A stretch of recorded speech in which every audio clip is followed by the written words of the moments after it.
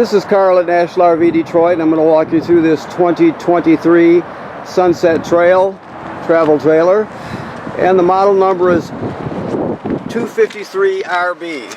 Okay, this is a how-to video, so I'm going to show you some of the features and how they work.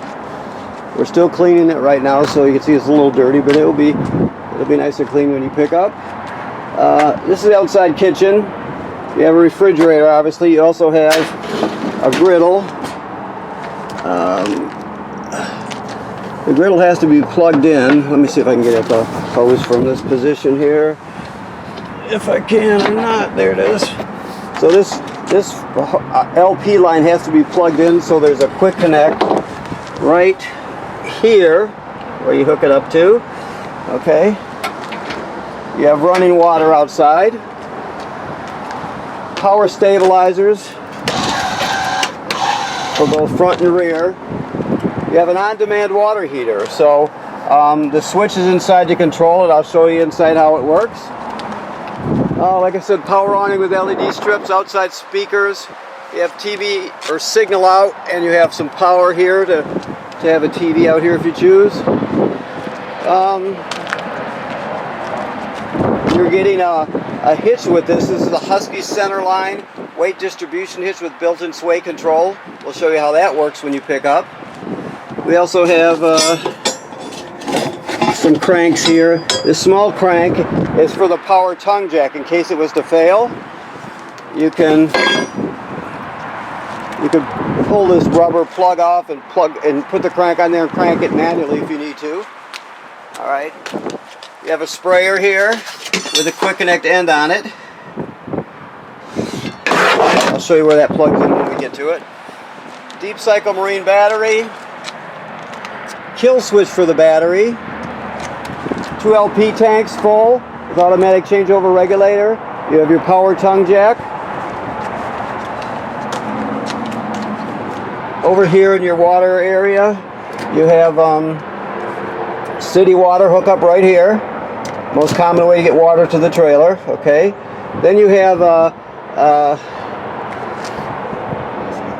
fill for your fresh water tank. So if you're camping someplace without city water, you can always pre-fill the fresh water tank and then pump the water using the onboard pump when you get there. All the plumbing will still work as though you have city water. And of course, this is the black tank flush here. So after you dump your black tank, you can leave the valve open. It's important to leave the dump valve open right here. So you leave it open, put the hose at the dump station on that port there, turn it on, it'll spray out the inside of your black tank, okay?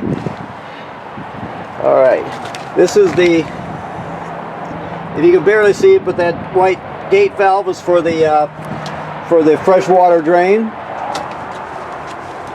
You have a 50 amp system, so it's got a 50 amp cord. We give you the reducer with it to reduce it down to a 30. The reason this is 50 amp, I believe it's pre-wired for a second air conditioner if you want to add it. It makes it real simple to add one on. Alright, you have a ladder, which makes it easy to inspect the roof. The manufacturer says every 90 days, take a look at the roof and see what's happening up there so you know if there's any issues. You have a backup camera. This is where your sprayer, the coiled sprayer, would hook up right here. Plus, it's locked, but this is where your campground cable and satellite would hook up to. Okay, let me just close this right now when we go inside. Okay, so as we go inside here,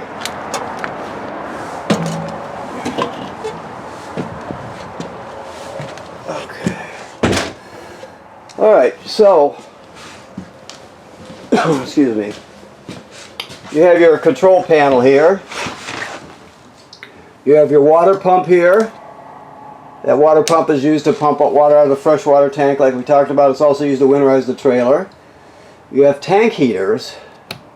So they're basically heating pads on all your holding tanks, so it'll basically extend your camping season. Your lights, of course. You have a slide room control here and power awning control. Never leave the awning out unattended. Always roll it in if you're not going to be there. Battery and all your levels are right here. Alright? Your TV is more than just a TV. It also has FM radio. It has Bluetooth, so you can stream from your phone or tablet. 2 speaker zones, one inside, the other outside, so it does a lot. And it has a swing out bracket also. Your refrigerator is a 12 volt DC refrigerator. Microwave works like any other microwave. Your range vent has a fan and a light on it. Okay. Your range, basically the three middle burners, or 3 middle knobs, are for the burners. This one to the left is your sparker. You turn it clockwise to spark it, and then that's for your oven. So let's see what we got here. They've unhooked and reconnected the tank, so that's why it takes a few sparks to start off with, or a few turns to start off with. But now, once the air's out there, it'll light every time you click it. When it comes to the oven, there's a pilot light back there. Maybe you can see it spark back there. It's hard to say, but basically you go to you put the knob on the picture of the flame, which means pilot light. Then you depress it. You keep it depressed during the whole lighting procedure. You light the pilot light.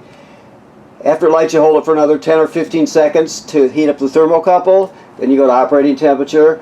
But when you shut it off, the flame goes out, but so does the pilot light. So you have to relight it each time you use the oven. You got lights here, oven light there. Always travel with this glass top in the down position. Keys are right here. The lowest, this is the power converter. This converts AC to DC power. So when you're plugged in, you got 110 AC at these circuit breakers here, and you can see they're all labeled. Right? Then the power is converted to 12 volt DC over here, and you got 12 volt fuses, and they're all labeled. Also, this is a battery tender, so it's going to sense how much energy your battery needs, and it'll send as many amps necessary to keep it charged as long as you're plugged in. Okay? Alrighty, so table can drop down, and this can be turned into a bed. Of course, you got your recliners there. These are the controls for your backup camera. We'll show you how that works when you pick up.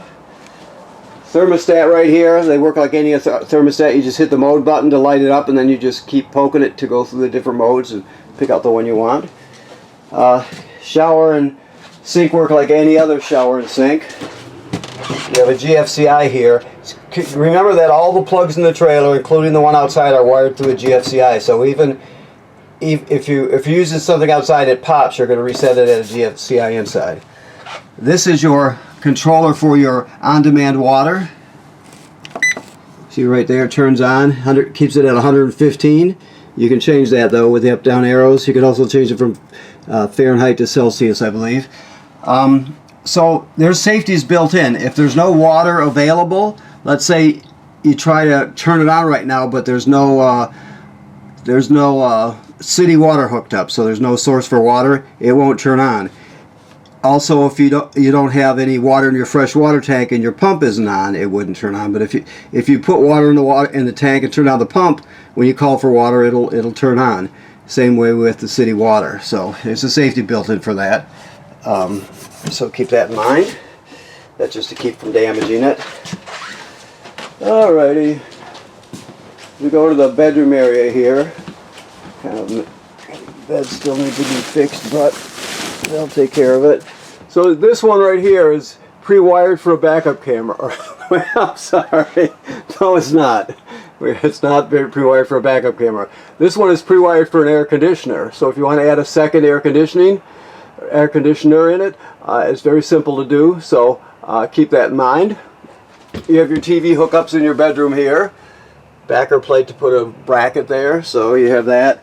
You have your emergency window. It works the same as they all do. Some sliding doors. Over here I walked right past the pantry, but you got a pantry, a nice sized pantry. And last but not least, this thing down here is your carbon monoxide LP gas detector. It should always be green like it is. If it's not, get it serviced. If it's not a loose wire, for example, or something simple, get it replaced, because it's an important thing to have. It detects carbon monoxide buildup or LP gas, so it's to protect you and your family, so make sure it's always green. Okay. All right, let me look around here and see if I overlooked anything that isn't self-evident. Okay. Okay, good. So I want to thank you for purchasing your trailer here at National RV Detroit. Now, remember what I said about inspecting the roof? That's important. It should be part of your regular maintenance. You can't see what's happening up there unless you go up there and look. So someone needs to look around every 90 days, make sure there's no damage to any roofing material or roofing attachments by, let's say, low branches or road debris. You don't know what's happening until you go up there and look. So that's important. And right now this is winterized, so there's no water in the system. It's all antifreeze right now, so it's good for the winter. Okay? Thank you.